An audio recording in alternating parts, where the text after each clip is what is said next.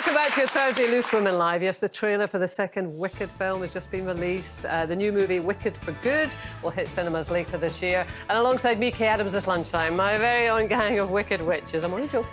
They're much more Glinda than Elphaba. It's Frankie Bridge, Kelly Brook and Nadia Sawalha. Still to come, has your teen been deep-faked? We're exposing a shock new trend in our schools. But it's competition time first. You have only got until tomorrow. Jeff has all the details. Welcome to the Cotswolds Country Park and Beach. Just having a little cup of tea, because you can. If you own a camper like this, then you can win it. But lines close tomorrow at 3 p.m, guys. This is a camper van worth over £80,000. There's also £30,000 in tax-free cash to be won as well. I want to ask, guys, what would you do if you won a camper van? Definitely do Route 66, a dream of mine I've always wanted to do. Incredible. And what would you do with £30,000 if ITV paid it into your account? I'd love to buy a sailboat. And where would you sail to? To the Mediterranean. Love it. We've all got our dreams and aspirations. I'm sure you have as well. So if you'd like to win, hurry, because lines close tomorrow at 3 p.m. Here's the details of how you make it yours. For your chance to win, text price to 65557. Text costs £2 plus one standard network rate message. Go to the website. Entries cost £2. Call 09068 78 55557.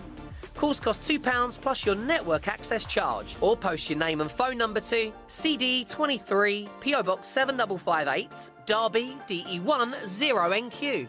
Entrance must be 18 or over. Lines closed tomorrow at 3 p.m. And we'll be calling the winner live during Good Morning Britain, Lorraine, This Morning or Loose Women after all entry routes have closed. Good luck. Now, so-called online sexism and how it affects our kids has been a hot topic since the Netflix drama Adolescence hit our screens earlier this year. And recently, the Children's Commissioner for England claimed that teenage girls are now as scared of being targeted by deepfake pornography as they are walking home alone at night. Journalist and campaigner Laura Bates has written an eye-opening book about what she calls the new age of sexism online, and she's here to tell us more about it. Laura, welcome. Thank you. Thank you. So just thinking about this, Laura, I'm 62. I came of age in the 80s. Never did I think that we would be talking about misogyny in 2025. And there's something in there that you say that we always kind of expect as human beings that things are going to get better. Are you suggesting that things are getting worse in terms of women's position? I would say that we're on a precipice, and there's a very real risk that if we don't act now, they could get much worse, because we're taking all of the outdated inequalities and prejudice of the past, and we're at this moment of real risk of re-encoding them in the foundations via AI and emerging technologies of what our future society will look like. So what is happening that you're so concerned about then?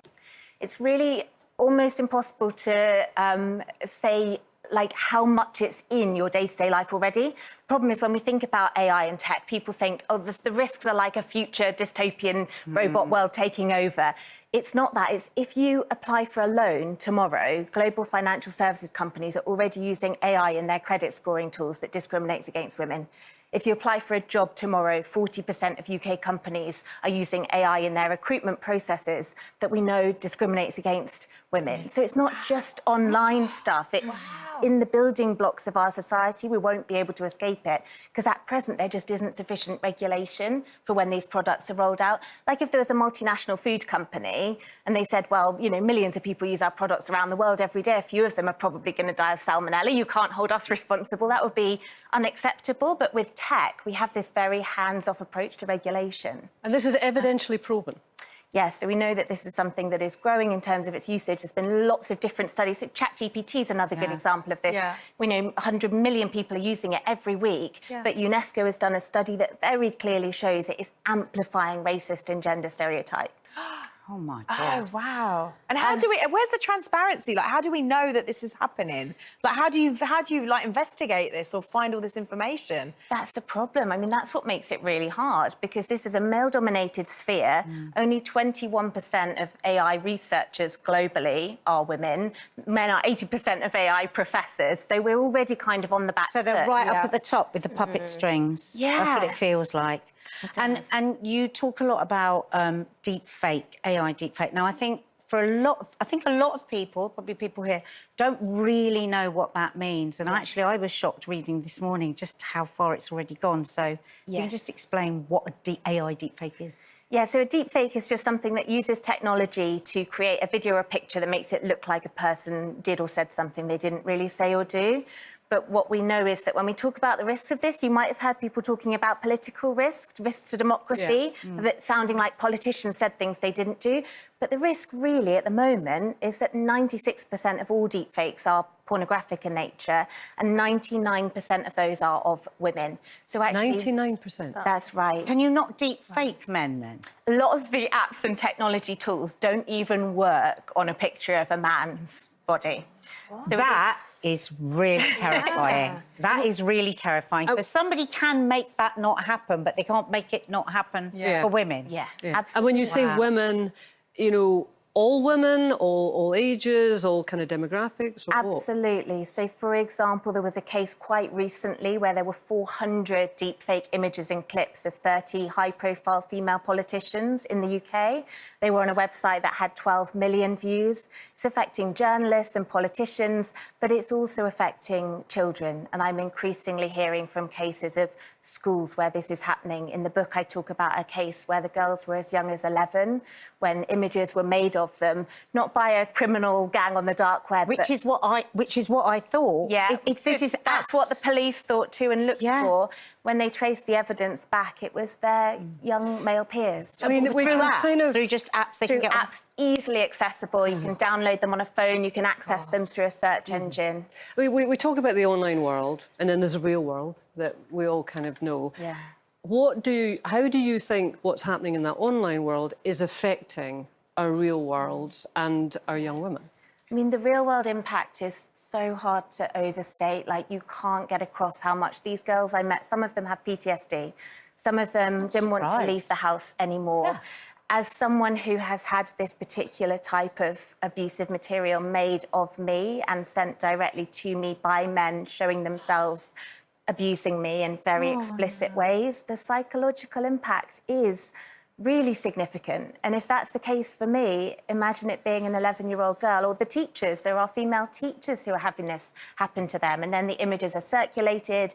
There will be, I know, women watching this who it's happened to, but there will also be women watching who won't yet know that it has happened to them. And, you know, I'm sitting here, I don't know about you guys, I'm sitting here, I'm just boiling with rage about this. Just something else. And you know what? Every time we say, what can we do? We say we have to go back to these platforms, to the big guys making the big money. And we've been talking about things like this, no, not as bad as this on this show for years, and it's always the same answer.